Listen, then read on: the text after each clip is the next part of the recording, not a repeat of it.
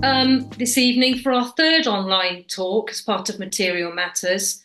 And I'm really delighted to introduce to you Lee Grandjean, who's going to tell us all about his work. Lee was born in London, studied at Winchester School of Art, and after graduating, he established a studio in London. And at that time, he was making wall-based works from constructed paper. These wall-based pieces became more and more sculptural and eventually left the wall and developed into freestanding objects. And he officially became a sculptor. He then moved his studio and actually he moved to Norfolk and was able in his big barn space to explore on a larger scale carving and construction. And that's what he did for the next few decades, combining this with teaching. And for many years, he taught at Wimbledon School of Art and then was senior tutor at the Royal College of Art. In addition to this, he's produced numerous public sculptures in the UK. He's also made a collaborative book with a poet called Jeremy Hooker. And last year, he had a major retrospective exhibition at the Gibbard Gallery in Harlow, where I believe Lee grew up as a child and went to school there. Lee still explores this relationship between the two-dimensional and three-dimensional space, as well as colour and material. And so now I'm going to hand over to Lee so that you can hear all about his work from him. Hi everybody. Oh God, sorry. Everyone's still there? Yeah, and your presentation's up. That's good. Sorry. Press the wrong button there. So I'm going to go back once upon a time in Shoreditch, go back to that early days. There's a lot of luck in one's life as an artist. And I was very lucky to have got, when I left art school, I got a job teaching in another art school in Walthamstow. I was teaching printmaking. And I happened to, I was doing silk screen printing, and I met Richard Rome there, who by chance had a studio in Goddard and Gibbs, and he said, come into these studios, which I did. And here I am in 1976, working with paper. I used to buy locally the rolls of paper that they used to sell to retailers, big rolls of brown paper. And I think that was quite important to have use the material that's to hand. So this allowed me to make large scale things. I covered the floor in brown paper, bought a drum of Roman Hass acrylic, bought pigments, and used to lay with a broom, lay the paper on the floor, make these thick layers of paper and acrylic, and then cut it up, folding them and making the works that I then put on the wall. I think I didn't want to work. I started working on canvas, and I was dissatisfied with the illusion on the surface, and wanted to make the process, the physical process, the thing that that became the object. And so this is a work that I still kept from those days. This is how they ended up.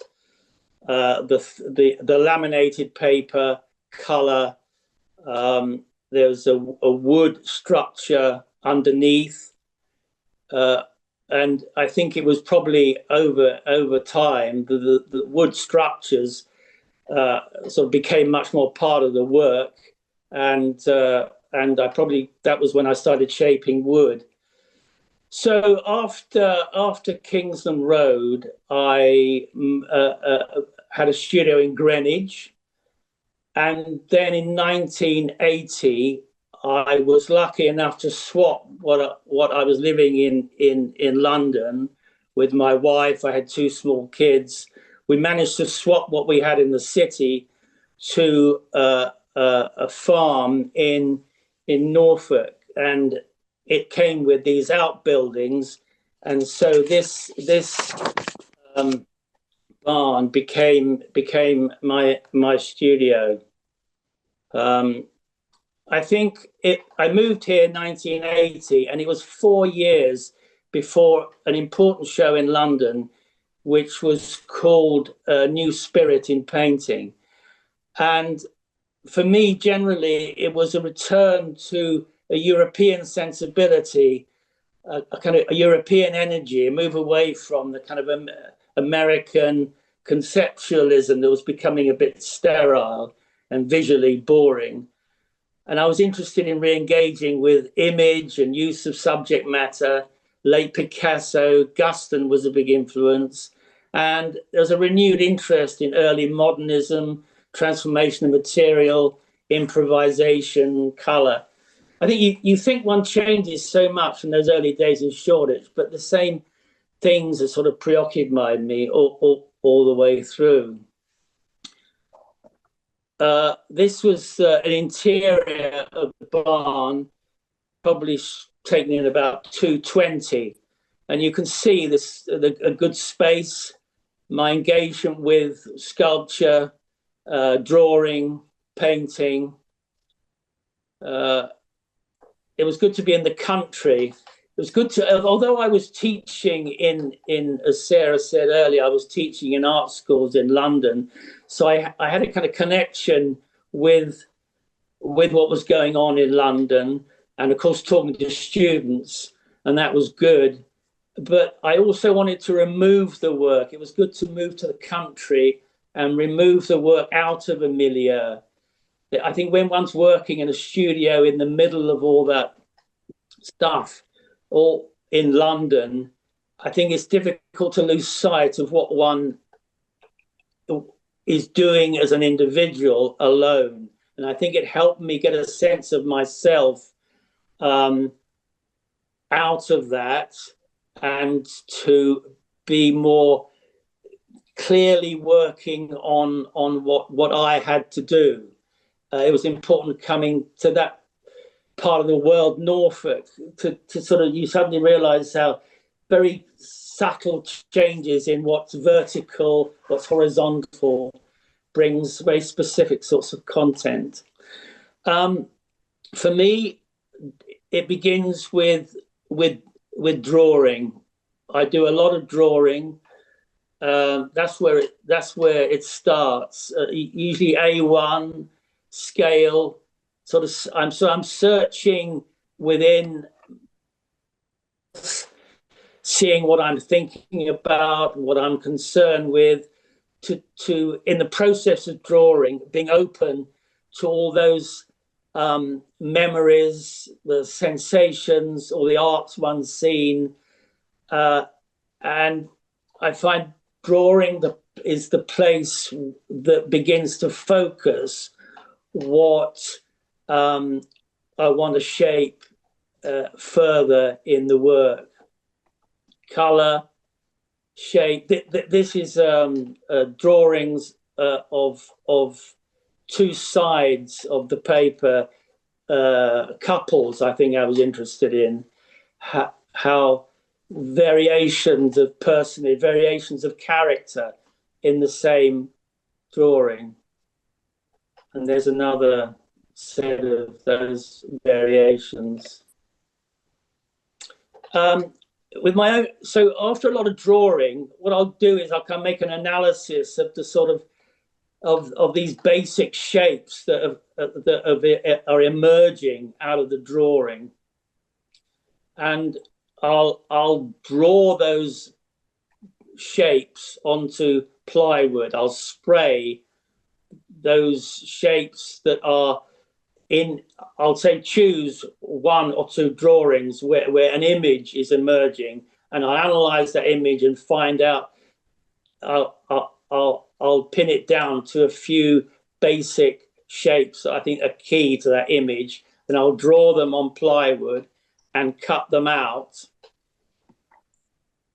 Now, at this stage, I have, and still do sometimes, use the cutout shapes that I'll put paint on, and I'll use them as printing blocks.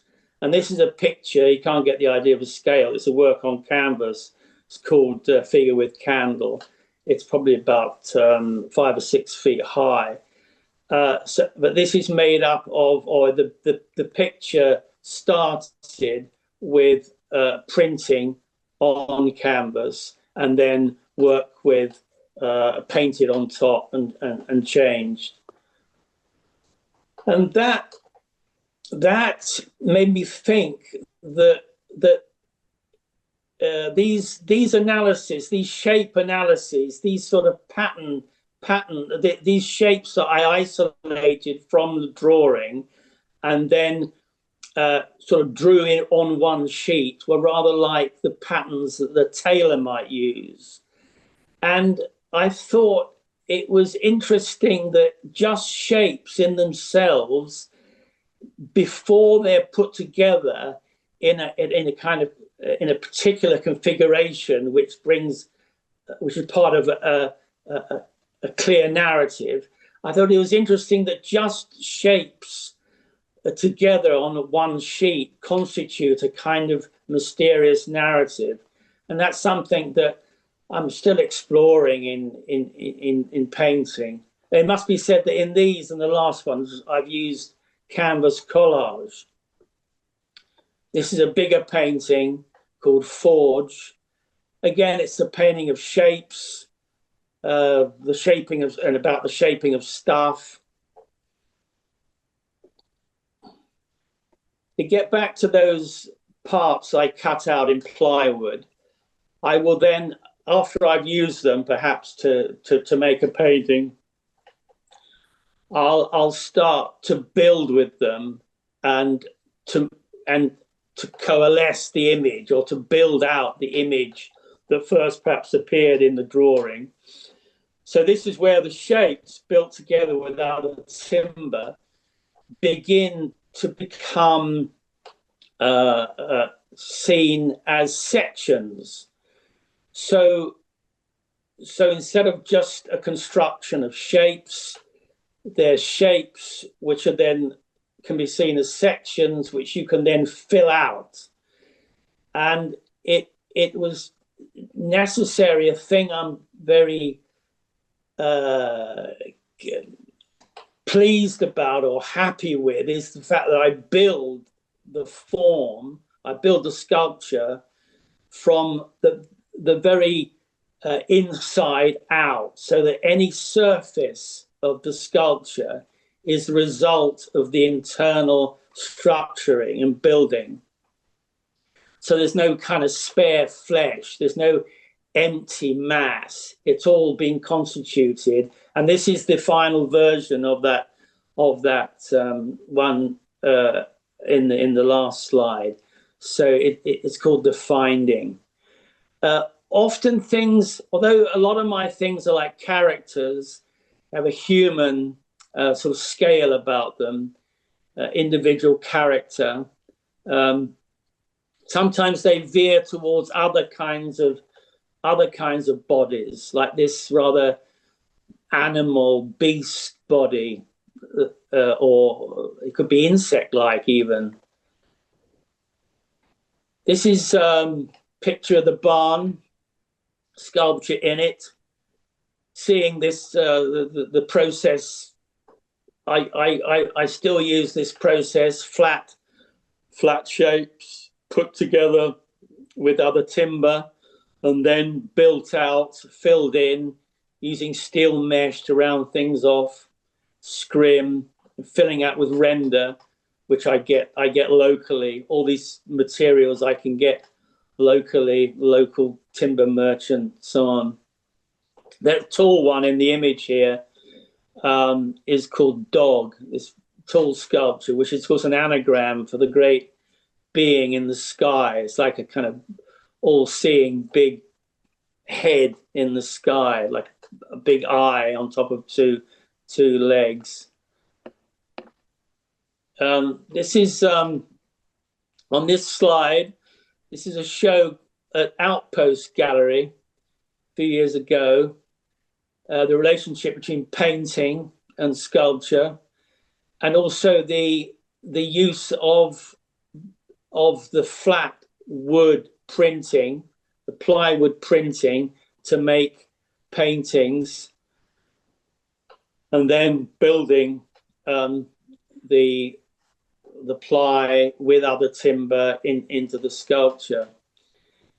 This show was called Let's Go, They Do Not Move.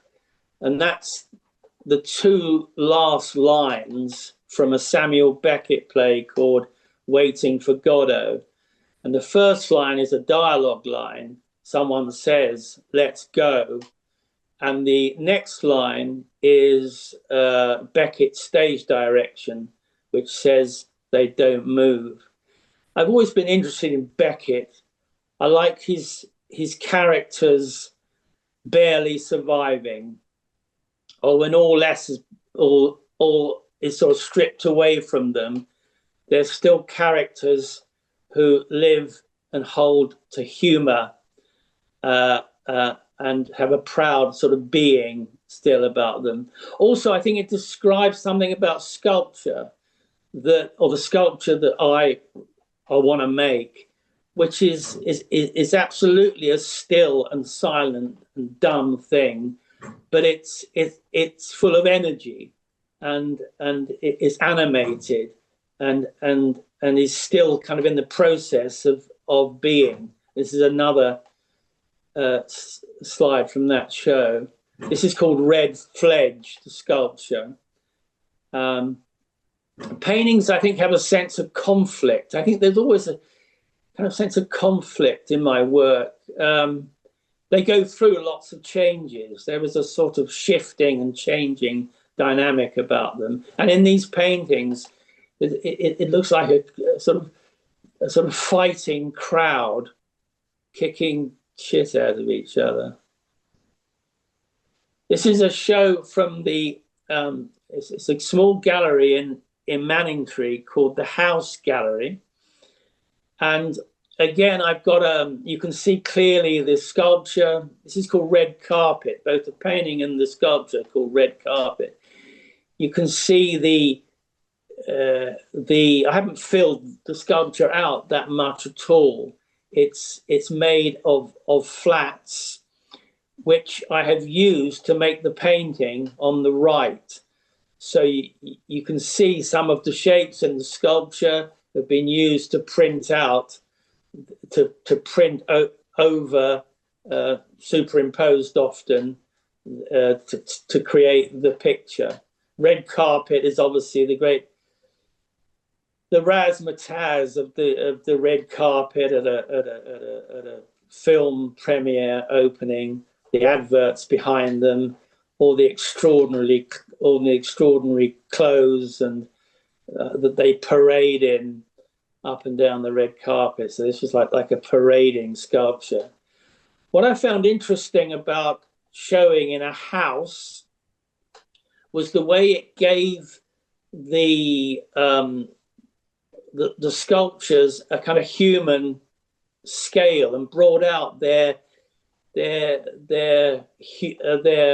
sort of characteristics, the jostling, the crowded kind of conversations. I enjoyed showing in this space. This is called Three Beats and a Bar. Often I'll make a painting and relate it to objects in front of it that actually have gone, the shapes in the sculpture have gone to make the painting. This is called Three Beats and a Bar. 3 beats, 3 notes, 3 beats, 3 beatniks. And the painting was shown on the wall, and these 3, there's 2 here, but there was another one in the room. This is another one on the left, is called Nomad. One on the right is called The Folk in the fireplace there. Had a very strong relationship to the folk art. When I was a kid, I went to Romania. My father had a job over there, and I was very affected by the folk art and the folk making, the woodwork of Romania. there's something of that in that piece in the fireplace there. It's great to make shows with other artists, and this was a show curated by three of us, Alex Crocker, Laura Bygrave, and myself, in a space in Norwich. We called the show Becoming Thing. This is a phrase from Homer describing someone dying, a warrior dying. And as death overtakes the individual, they become another thing in the world. Very powerful, evocative. Of course, the sculptor's trying to do the other thing. It's working with things that one is trying to animate, to fill this stuff with an energy. And I should say something about the painting. I mean, I don't paint it. I always partially paint things. And this is to accentuate certain passages, certain parts of the sculpture, also to contradict the sculpture often, that the color could cut across form. So it's a kind of other animating force which is applied on the forms. The painting in the background is one of those sort of shape paintings that's like a kind of a pattern that I might make to actually make a sculpture. I would actually look at a drawing, analyze the basic shapes in it, draw something like that on my plywood, cut the shapes out, and create the sculpture. This is it's a little painting by Alex Crocker, the blue one in the background. And this is another sort of composite shape painting in mine, black and white, and a sculpture called Rise and Fall. You can see the partial painting here, using cross-hatching to sort of shade forms, but allowing all the process still there. Often the very first marks I've made, the drawing of the spray painting on the timber, will be there still in the final sculpture. I'm lucky enough where I am in Moor Farm to have a field, and I put sculpture outside.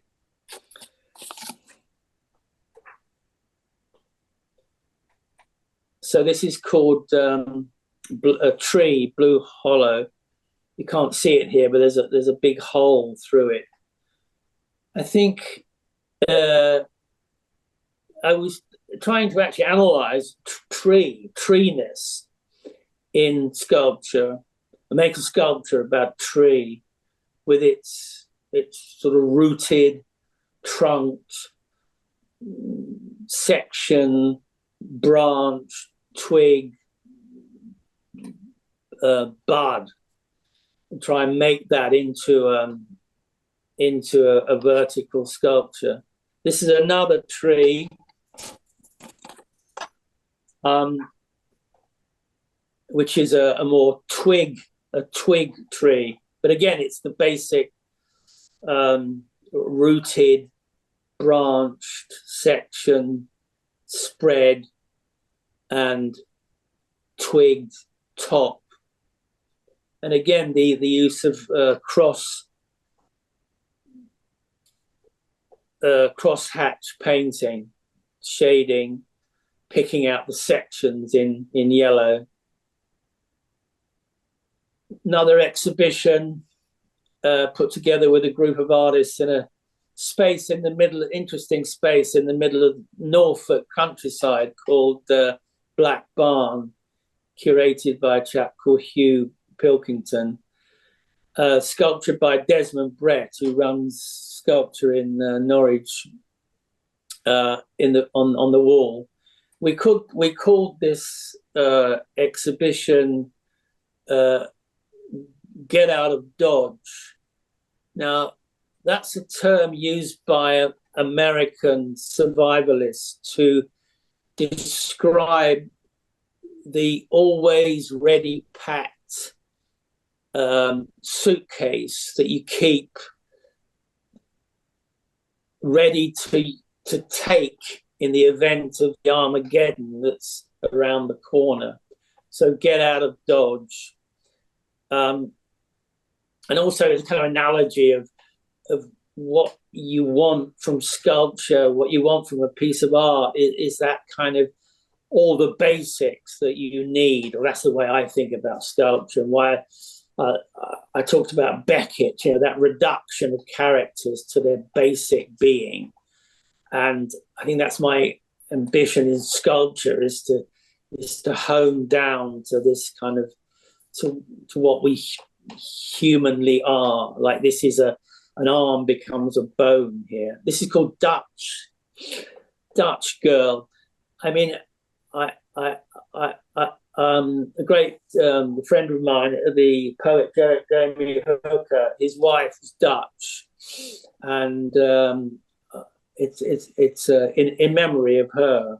Got a Dutch hat and a kind of yellow clog, and voluptuousness of the Dutch girl she was. This is called Mark Claw. This is in the same space with this beautiful clay lump wall, and this is a kind of shape painting, and the sculpture in this small space, curious sculpture of a kind of figure with this seeking arm, claw, quite sort of seeking out, pushing along. Now, this is the show I had in Harlow, solo show. And this is a big painting called Big Yellow Birds, and a yellow angel in front of it, angel yellow. This was a show, I had a lot of work in this show. It was a great opportunity to really put a selection of work from quite a few years together. And I was given it really because I lived in Harlow when I was a teenager. Went to secondary school, comprehensive school in Harlow. Harlow's a new town in the middle of Essex. Schools were being developed there, which were new schools, new comprehensive schools. It was a whole new system, talking about the early 60s.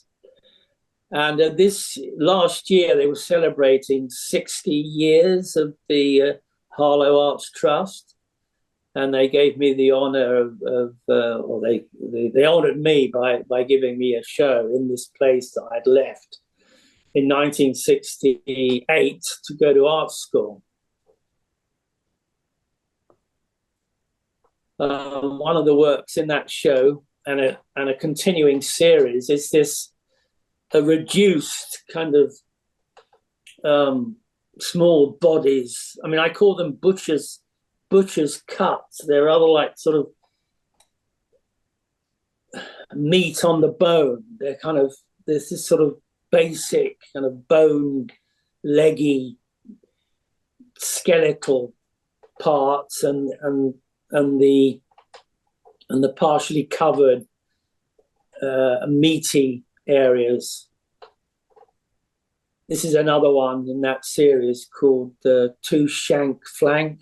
All those words like clump, the clod was the last one. This is called two shank flank. They're all names of butchers' cuts.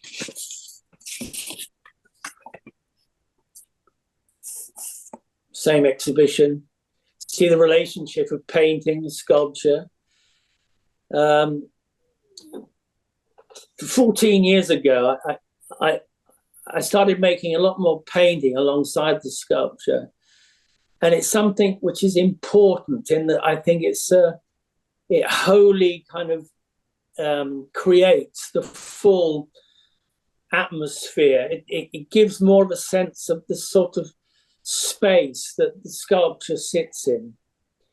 And the interrelationship between painting as the sort of dream place, the place of illusion, and the reality of, or this is, I mean, something I wonder about all the time, and from the very beginning of making those paper things, of what happens when it comes off the wall and becomes a lumpen reality, which you then have to deal with and clarify as a thing in the world, a thing with structure that's coherent. And yet I have then brought into the sculpture the painting of it, which actually, well, firstly, an important thing that I should say is I think of sculpture as an imaginative medium. That I want sculpture to be as kind of as possible to get to anything of the imagination that a painting can, and the transformation. And it's important to me that transformation of material is to take a material into image, so that there's a balance between the materiality of it and the image of it, and then this whole content. This is sculpture called talc. I mean, it's a very Rococo kind of boudoir object. You know, that's the thing. You try and get to certain specific kinds of content.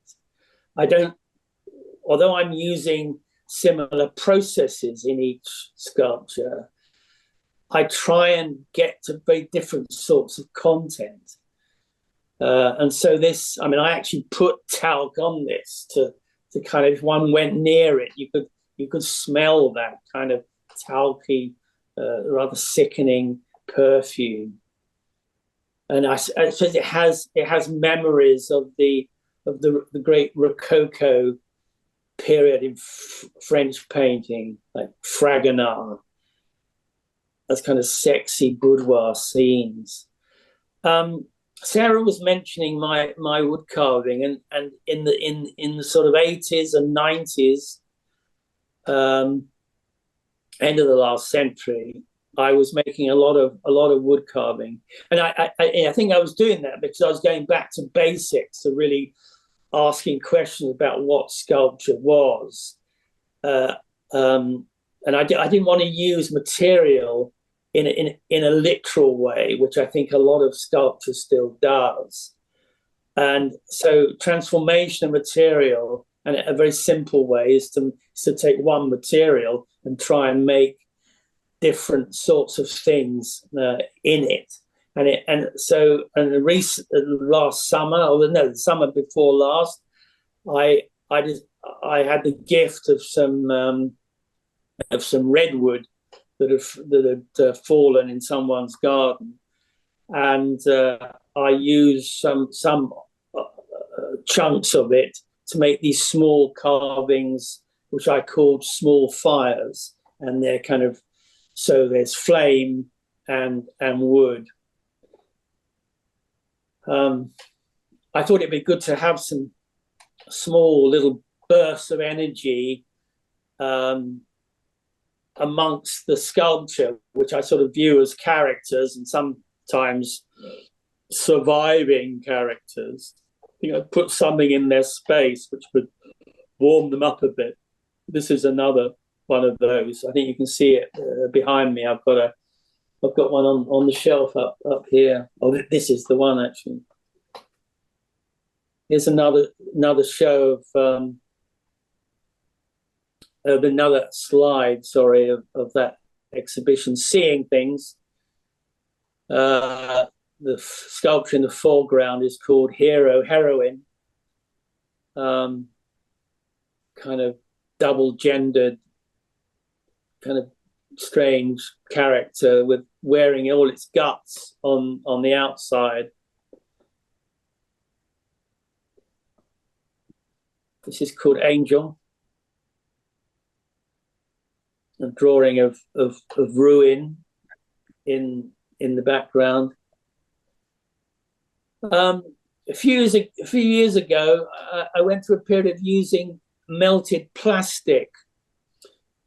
I was throwing away lots of milk plastic bottles, milk containers, and I decided to melt them. You wear a mask if you're doing this. It's quite toxic.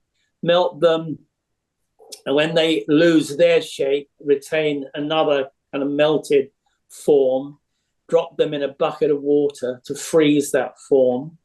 And then you can actually stick them together. I used adhesive called Pink Grip. And I stuck these together, and they're stuck around a found object, which is this bar stool. And what interested me was that this thing I had built had the characteristics of heavily expressionistic modeling, almost like a de Kooning clay sculpture. And I made a few of these works of that kind of built expressive surface. This is seeing things again. Sculpture on the left called Toga, which is really the kind of the oratorical gesture of the kind of classical sculpture, and the vertical, the diagonal forms are sort of forms of drapery. It's kind of classic, kind of orator, prophet-like gesture, staff in the right hand, and these sort of diagonal, fluid drapery forms, small head painting in the middle, the twig tree, a little fire in the background, and a painting called Angels with Rain on the right-hand side of the tree. This is another exhibition last summer called As If My Eye Was Still Growing, which is a quote from Gerard Manley Hopkins, great poet of the 19th century, extraordinary inventor of language forms. And he, in his collected works, there's a beautiful essay in which he talks about his experience of going out into the world and what strikes him.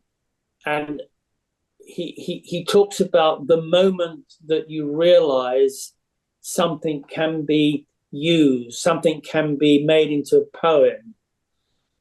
And he calls this insight, as it were, this kind of moment of awareness, of significance, of what one has seen or felt. He calls this the inscape, which is a beautiful word to kind of how one gains within, how one gets within a subject. So this show by a group of artists we put together because we love this phrase, and we persuaded someone who collected Ken Kiff, who was a great painter, long dead unfortunately, but who lived in my lifetime. In fact, I was in an exhibition in Marseille once with him. Anyway, he was in this show, and this is a sculpture of mine called Sideways. And the painting in the background is by a very good painter called James Metsoya. Again, the sculpture made in the same way, shapes cut out of plywood, built together with other timber, and then filled out with render and painted. And then I put an extra layer on the base just to give it that grounding. This is Cactus Cowboy, which you know from the Elysium show, although it's a different color. This was in the show As If My Eye Was Still, freshly As If My Eye Was Still Growing. This is an artist called Anna Brass with a hanging in the background. So I was decided I didn't like the color in the first iteration of this sculpture. And so I changed it and thickened the base, and you can see it in the Elysium Gallery. This is another show called Gargling with Jelly, group of us interested in the cartoon. I think cartoons always interest me from childhood onwards. And I think Guston obviously simplified, used the cartoon. It was almost like another kind of language of cubism, where you take the world and you find an alternative language to describe it. And I find that in cartoons. This is my take on, I suppose, the Grim Reaper, the kind of the skull head, the dragged body, the bone arms, black and white. It's called So It Goes. In the background is an Alex Crocker painting, Sarah Woodburn in the far distance, and a sculpture by me in the distance. This is a sculpture called Coral, painting by Laura Bygrave in the background. As this was becoming a sculpture, it struck me that this was rather like, or the feeling of this was rather like this curious figure in a great film called Don't Look Now, directed by Nicholas Roeg. It's a kind of a figure that appears and disappears in Venice, a red hooded figure. It rather frightened me when I made this small. Well, it's about a meter high. It's called Coral. I used a kind of soft, rather sweet name to give name to this rather slightly fearful character. And this is my cat. I don't know if you've ever seen, there's an amazing video, it's on Instagram somewhere, where three cats are all attending something in front of them, all facing the same direction, and a human comes up and lays a cucumber behind them. And one of the cats looks round and they all go bananas. They all jump into the air and assume the most extraordinary shapes that you never see a cat in unless you see them do this kind of weird, explosive dance. Anyway, I tried to make an object of this kind of explosive cat leaping and with one leg in the air and tail shooting out behind. That's another shot of So It Goes. Right, now, the Elysium project. So I'd been involved in several exhibitions and following my own way and taking works that were in the studio and putting them where they fitted into various groups, shows. And when I was asked by Sarah to be a part of an exhibition with other sculptors in the Elysium Gallery, I really was excited by the name. And I thought I would use this to propel myself into a whole different body of work, which I would then bring to this space called the Elysium Gallery. Now, Elysium, is the paradise of ancient Greeks. The ancient Greek gods had this paradise. I don't know when you stop being a god, but it was a place of milk and honey and beauty and telling tales, music by soft, burbling rivers and so on. And I think there was a time when the gods thought it was unfair to keep it just for themselves, and they opened it up to the heroes of ancient Greece. And so I started to explore the myths of ancient Greece, the accoutrements of Greek warriors, and began to build some imagery and trying to be as honest as I could with this subject matter without being too obfuscating and being too abstract about it. And it was important to me to go back to these myths. They were myths that my mother read to me when I was a kid. They form so much of the basis of Western culture, Western art. The metaphors are still used. And so I got into looking at, this is some drawings of Hercules, the great warrior. Paintings and drawings here. I also was intrigued that Elysium had been a well-known nightclub in Swansea, and although I was disappointed it wasn't called the Elysium nightclub, but there you go, it was called Champers. But I did find out, talking to those at Elysium about the history of the place, that there had been an old graveyard, and that's why the Elysium name came for that area, because it was a place of the dead. But this picture is of the rave culture. I suppose what would it have been, 80s? Would it have been this?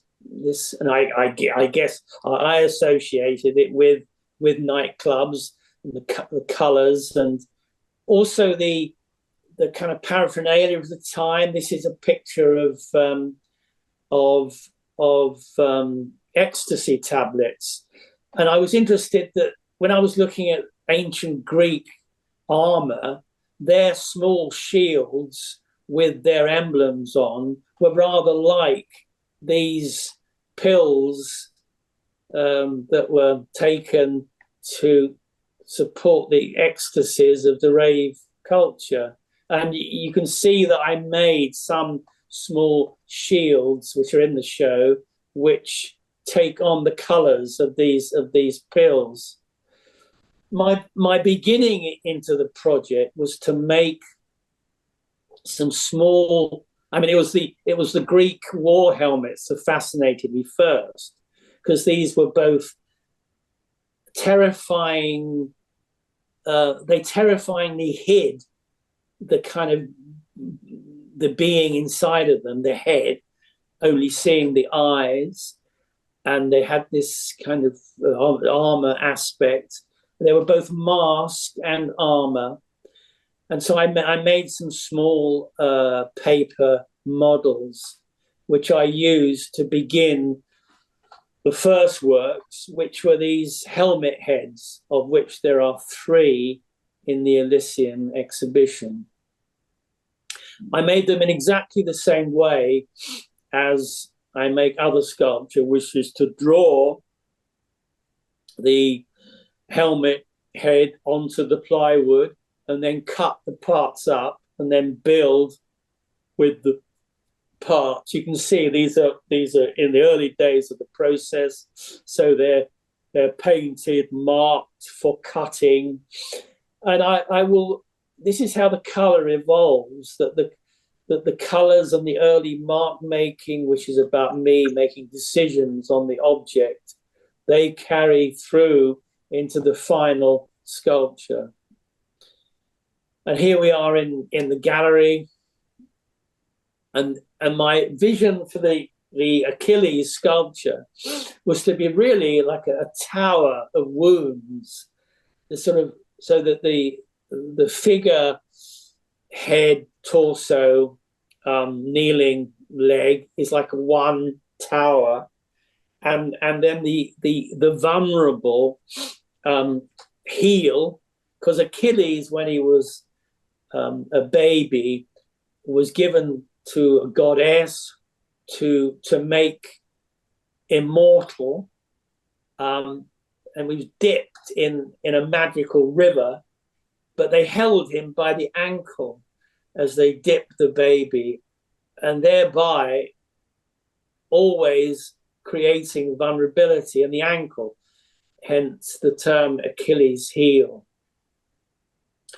And so this is how I made the sculpture. The thing that goes out from this, the succession of kind of upright forms, is the vulnerable ankle. In the background is a painting of Achilles kind of losing it.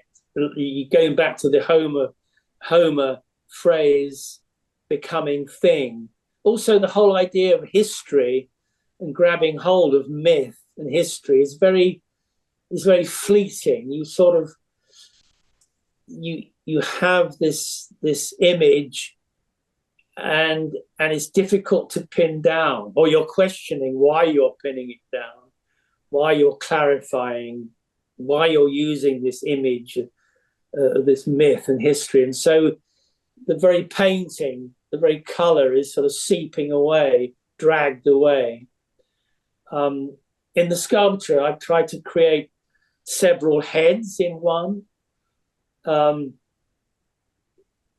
course, Achilles, I think, was he had a very safe existence of being a lord of a place and in some happy splendor, and he was offered this choice between you can go to war and become a great warrior, but die, or stay behind and live this life of peace. And he chose, of course, to be the warrior, even though it would lead to his end. This is another section of the show, foregrounded another of the sculptures I made leading up to the show, called Arachne. Her story is that she was an extraordinarily gifted weaver, an embroiderer, and the goddess was rather jealous of her skills, and challenged her to a contest. And the girl, unfortunately, you should never beat the gods. She unfortunately made something more beautiful, more skilled than the goddess. And so the goddess punished the girl and turned her into a spider.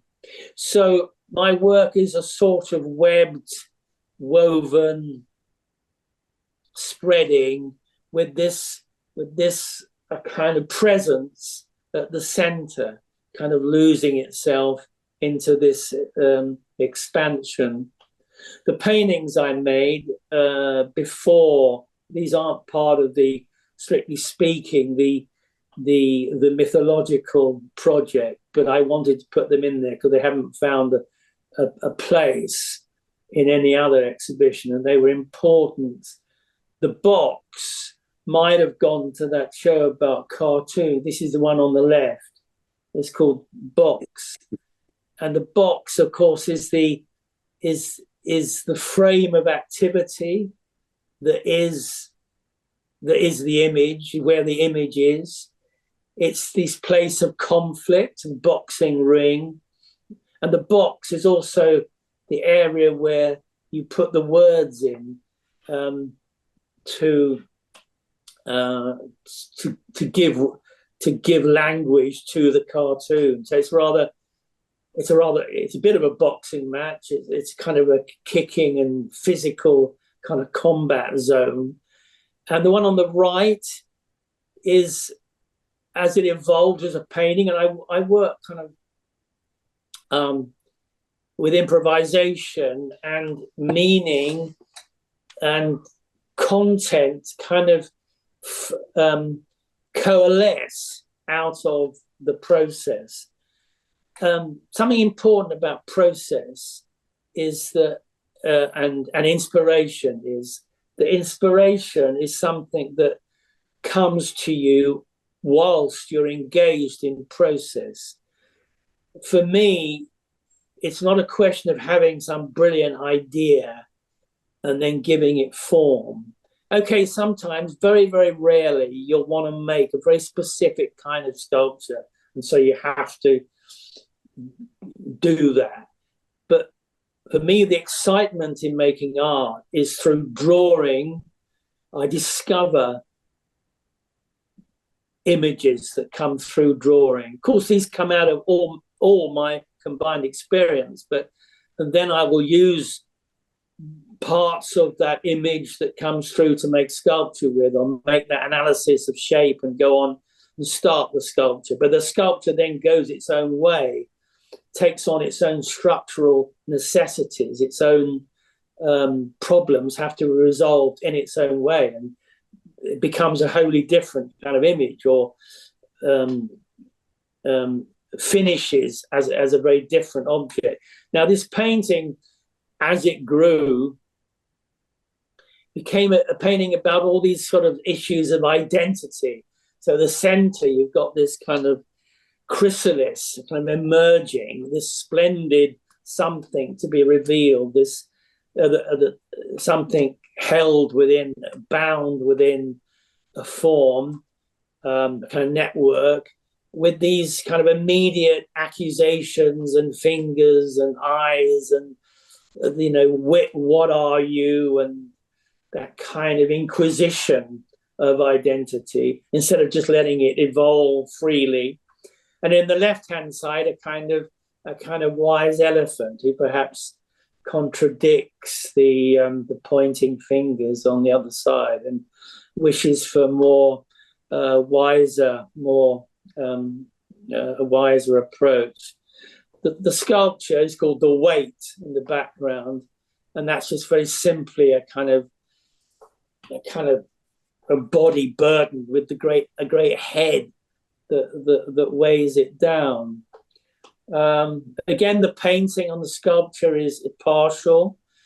It's there to specify certain areas, certain important bits, passages.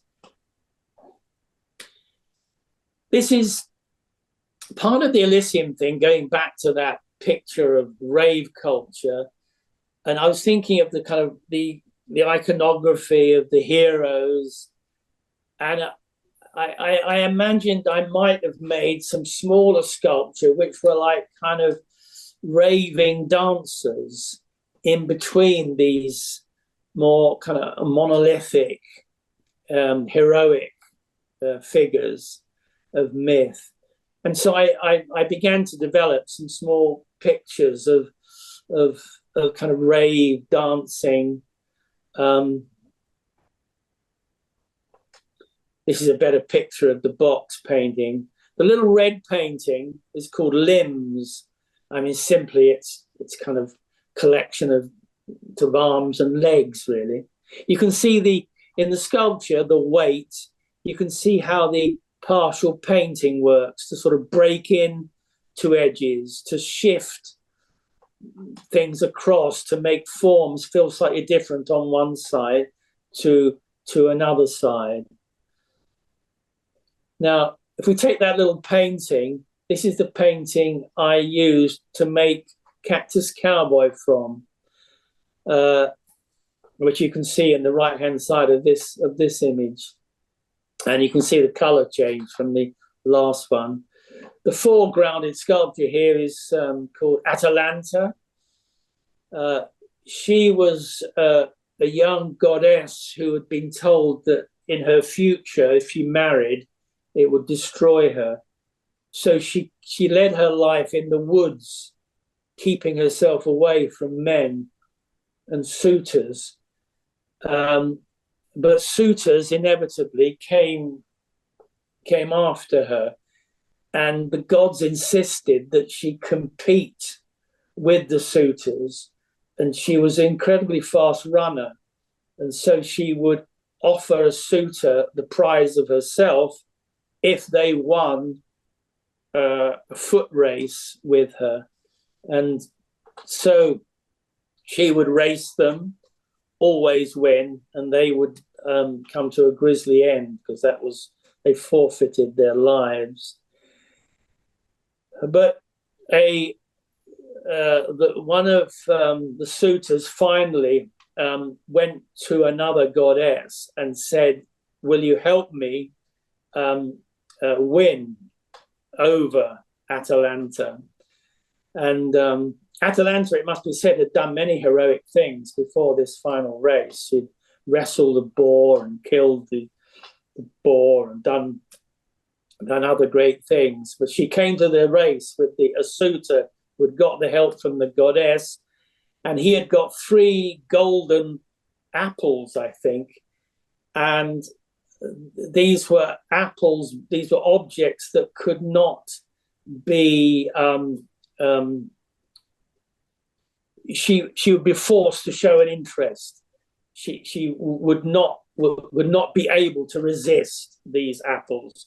So as they went off, she runs ahead.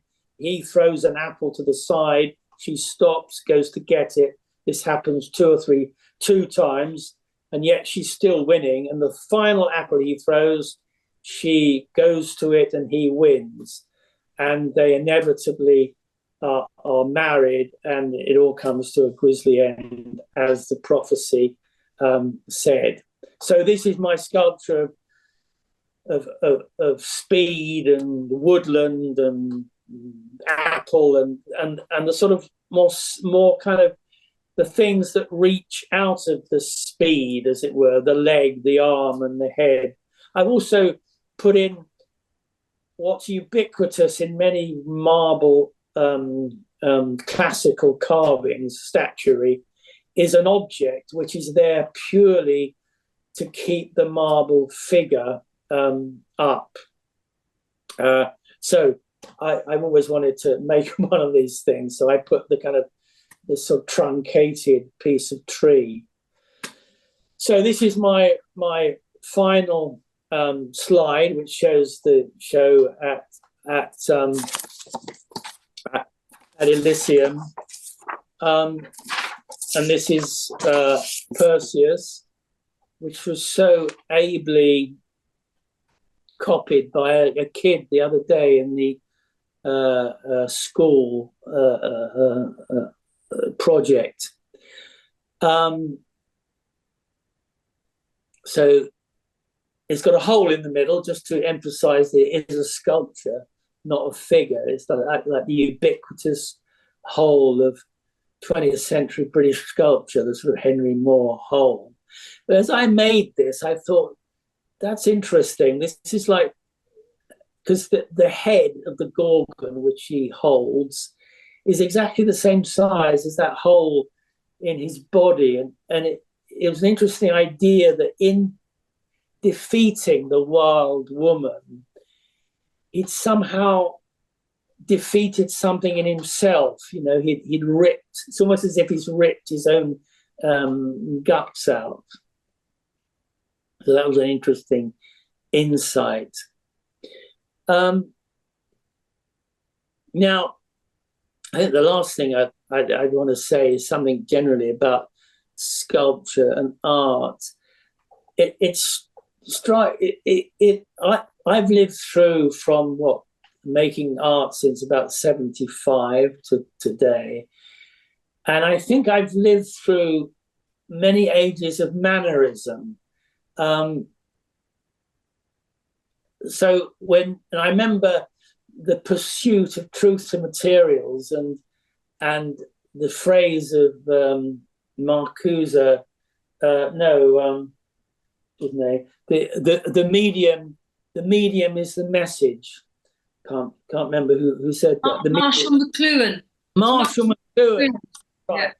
Yeah. And that seemed to me to have held a lot of the imaginative possibility in sculpture to its kind of literal materiality.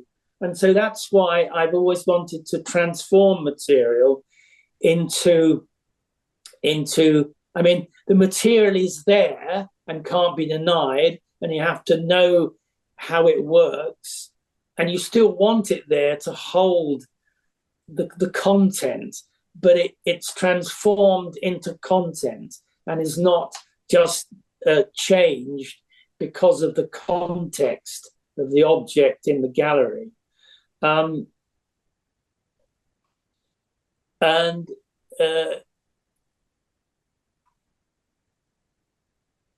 I always found in an over-literal, or there's a lot of over-literal uses of material in sculpture, or a literal representation of images in the world. And I've always tried to make new forms in the world out of all my experience in the world. But there's a form and content thing which I try and make one in my sculpture. And also, so that transformation of material and the fullest formal development of the language and all its possibilities still seems to me to be inexhaustible. So that's where I'd like to finish. Thank you for listening. Are you there? Any questions? Yeah, I'm going to say any questions. I can't see everybody, so if anybody has got questions, why don't you just speak? I'm here, Andrew. Oh, yeah. Hi, Andrew. Hi. Very interesting throughout, but the last bit, I mean, I've been burning to talk about material mattering. Yeah. And the thought that material doesn't matter is in my mind, and in this work, the narrative matters, shape matters, the image matters, but the material doesn't matter.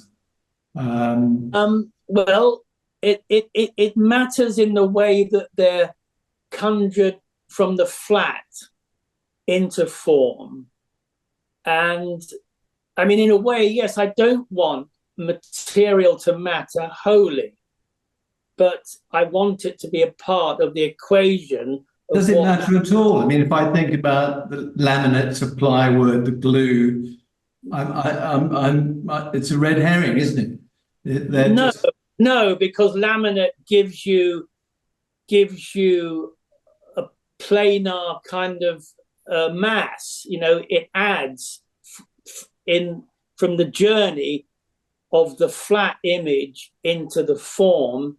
It gives you thickness. You know, it kind of in repeating. Laminate is a repetition of flatness, and so I think it gives you an aspect of mass in these things. Also, the partial filling out of a kind of lumpy stuff around structural stuff is materially important here. Form matters, I guess. Form matters, yes. Yeah. Form matters. And it feels like paintings given form. Possibly, yeah. That's my journey, I suppose. But I wouldn't want them to be, well, yes, I mean, I don't want material to matter in them.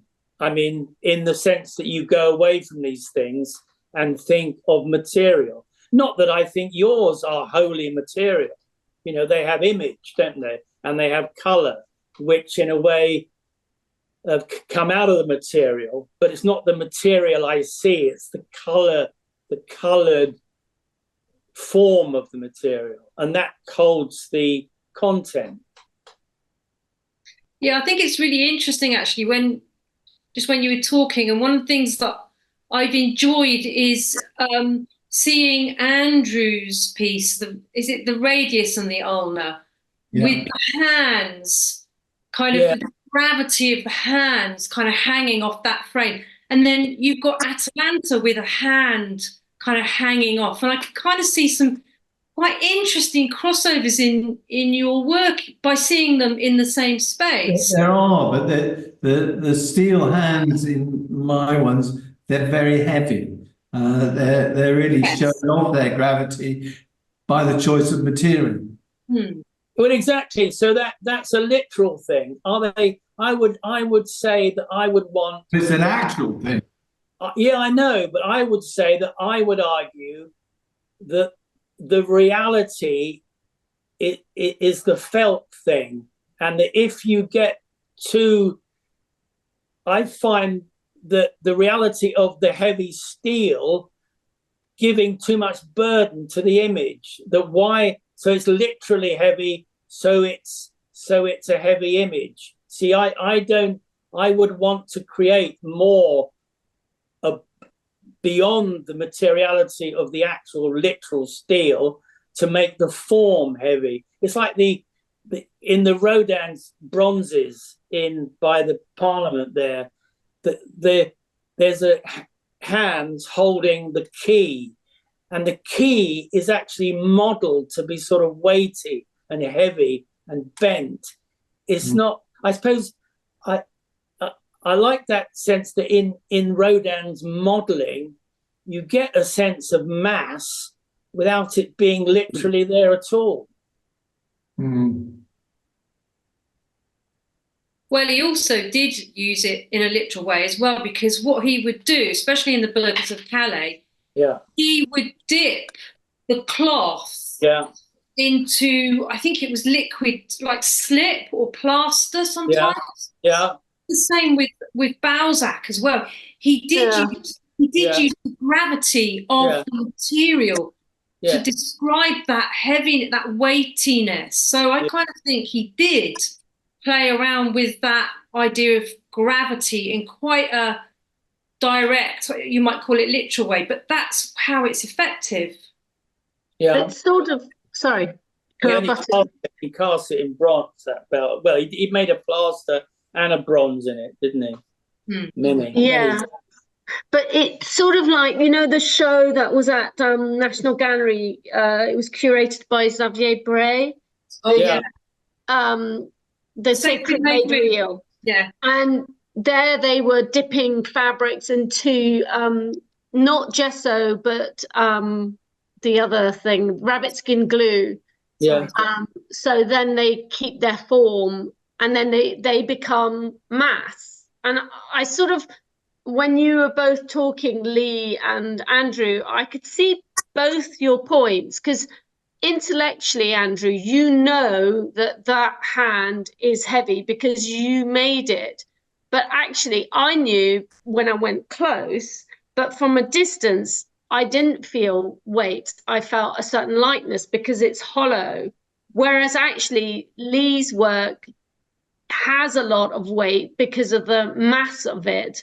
And then also, Lee, you leave the concrete exposed quite a lot of the time. So, but I think I understand that in a way we don't want to make sculpture about the process and about the material, because then it becomes bland, and on it's like an example of. Well, it seems to me it goes more towards aesthetics then, you know, because you can you can do that. You can use the beauty of the material. You can display the material, you know, organize the material in ways which are pleasing. I find it too easily got at. I don't want it to be about material, but I find it very important that, you know, the physicality, it's kind of working with contradictions, isn't it? The physicality that is illusion, you know, is a powerful thing. What did Picasso say? It's the lie that convinces, you know. So yes, illusion and that reality, that felt thing in the illusion, is to me more powerful than the more literal thing. Yeah, but I think what's interesting about both of you in the show is that you're both quite, I mean, I think all four of us are quite eccentric makers. I think I'm stealing that from you, Andrew, because I think you used it somewhere. And I think it's interesting that we've been tied together with material, but in a way we're not about the material. I mean, you know, you go to certain shows and it is about the material. and the material is paramount. But I think we're all trying to say something by using material. We're all physical sculptors and not conceptual in that sense. You see, I mean, yes, I agree. I think in Andrew's work, I mean, the image is very important, isn't it? You know, all of the materials are are filling out the shape of image. So, you know, there's growing things, very plant-like things, organic forms. I think maybe in the steel one behind mine and in the far one in the next space, there is something more different, perhaps, a more literal kind of imprisoning in the case of the one in the far. I think we can just see a glimpse of it. It's like a kind of caged forms, and in the hanging ones of the steel behind. But in the others, certainly but even those have image, don't they? The material sits within an image, as yours does. Your spiky birds, those are. I think we're all trying to balance these things, aren't we? And in Sokari's work of the Nigerian women, they're materially steel, and yet one gets a kind of magnificent queen-like kind of feeling from them. They're goddesses, aren't they? In a way, they're quite mythic. Those green women. Yeah, they're like. They remind me in some ways of those very long Greek sculptures that yes, like that. But yes. one thing that I thought was quite interesting though about you and Andrew, and I might have remembered it wrong, Andrew, but you both described making your work is to understand what it is to be in the world, that the sort of human condition, and you both said something very similar, and I just think it's fascinating that you. And not you. I don't think your work is so different in that way. No. And kind of rather lovely that you both describe your work that's what it means to you, and yet you're making unique work, which is might have a bit of a difference, which is almost combative in the same space. I quite like that actually. Yeah, I find in Andrew's where there's a terrific sense of nature in them. This. Fizzy, this is fizzy. Yeah, and I've always wanted to have a sense of nature in the way I build things. I mean, for the Elysium project, I mean, the work I do next will probably be more kind of less image-led in a funny way. I think there'll be more like those little rave paintings, maybe more kind of fighting and dancing and a bit more open. Do you think you might get a bit closer to nature by being interested in the qualities of materials? Yeah, but yes, but you seem to find a nature in those materials. They grow. They grow. They're always kind of grown. And I share that thing of wanting to grow sculpture, so that it evolves in a way that nature evolves rather than a mechanistic way. Yeah, that came across really, really powerfully, I thought. And I loved it when you talked about your working processes. And I think there is a sort of, I wondered if there was a kind of, how they're going to turn out. Do you let them evolve within that? And the funny thing is, we're talking about this idea of materials, and I think within your process, the material is important, and the way that you work with it. And absolutely, I do. I don't. They're not planned. I mean, out of that, the first kind of pattern making of the flats. There's some analysis of what went on in a lot of drawing, and then drawing those shapes out. When I start to build, it is finding its own form. There are structural things you have to deal with, and it's filled out to its own image. It may share things to a kind of outline idea that may have been in some drawings, but there's always a discarding of any pattern or drawing in the evolution of the thing itself, because I think it's very necessary that the thing itself has its energy, you know. It has to be the thing that's alive and not something else, which is the plan, you know. The plan must be discarded. And yeah, I mean, the process of materials are important in holding on to the first sprayed drawing often in the final sculpture, you know. So there is that whole story of its making materially there. You know, there's not and I partially paint and partially cover them so that the original material structure is also there at the end. So again, the whole story is there. So that's a kind of material mattering thing.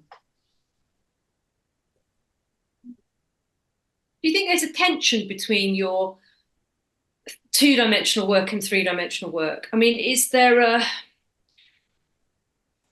I don't know. I try. I mean, it's odd that I still paint them to sort of animate them. You know, that kind of the final shifting of them, the final a changing of an edge. You know, the movement of color across them. The indication of a passage.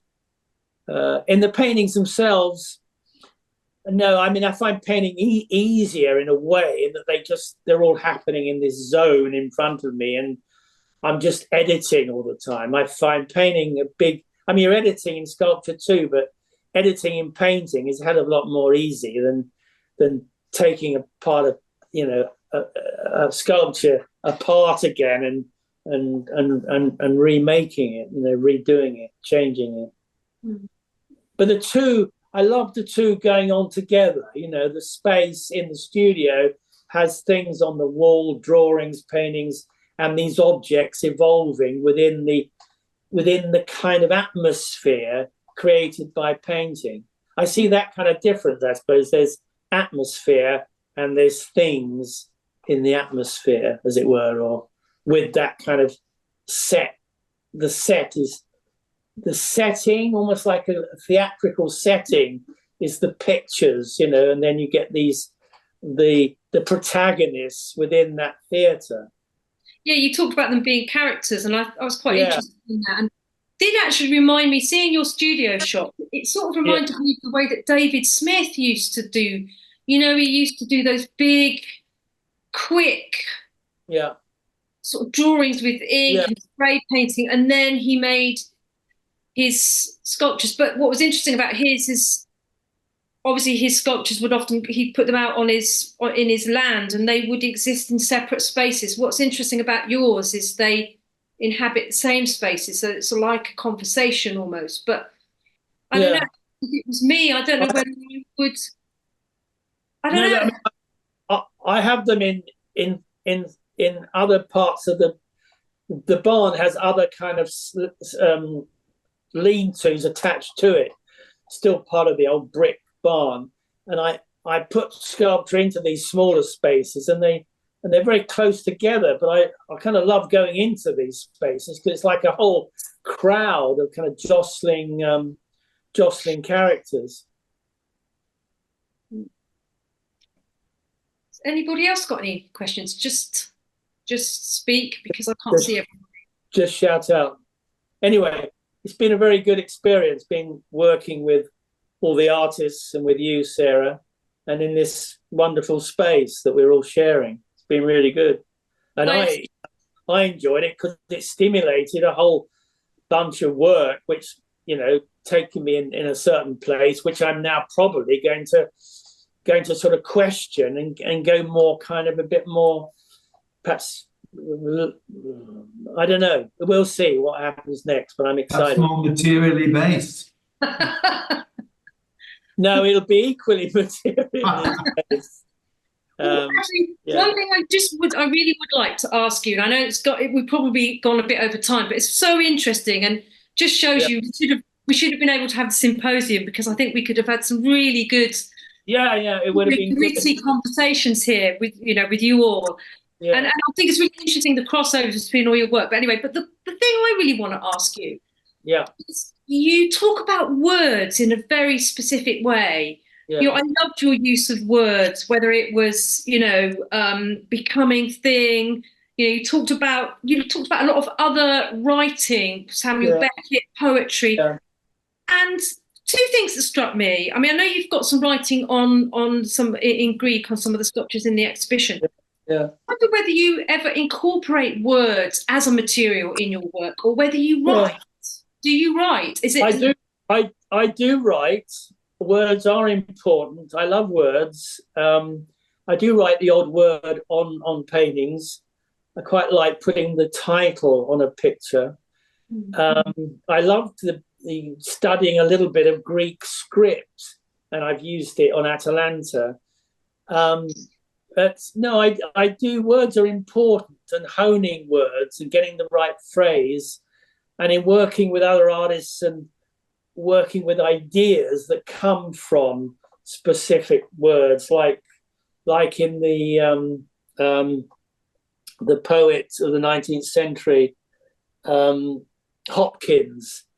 I mean, that inscape word is an extraordinary word. The fact you're looking at the world and you suddenly realize this is important.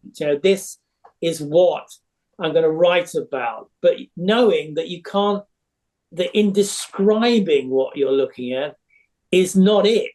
You have to kind of go into it and actually make another inner landscape. That's what he means, an inner landscape.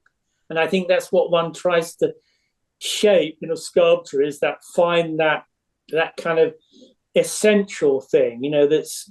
Is it a haptic? Is it a feeling? Is it a haptic thing? Is it about... Yeah, it's got to go together, isn't it? I mean, in a sense, this one I'm looking at still, which is our Perseus, is almost too much. Is too much image.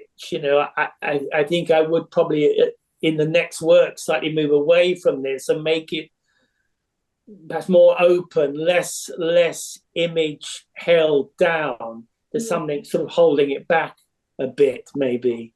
Not that I regret doing it. It had to be, and it is, and it will continue. But perhaps there's another kind of thing to be more open. But words are important. Honing. I mean, when I work in the drawings and in my notebooks, I will write things down. Write words down, phrases down, questions down. So and that's why Jerry Hooker, friend of mine who I met way back when he was doing a residency in Winchester School of Art, and I was doing a kind of sculpture fellowship. In talking to a poet, I really got some insight in how one works from subject and kind of uses it to make one's forms from. So words are important and are stimulating. Poetry. I read poetry. I found it interesting to have a visit from Philip Gross when he came to the show. Well, I think on that note, we probably ought to we ought to stop. But unless there's any other comments or questions, but it's been, I mean, from my point of view, it's been fantastic to hear you talking about the way that you make the work. It's been really interesting seeing the images as well of your work in the studio and how you build up the sculptures as well as everything else. So, thank you so much.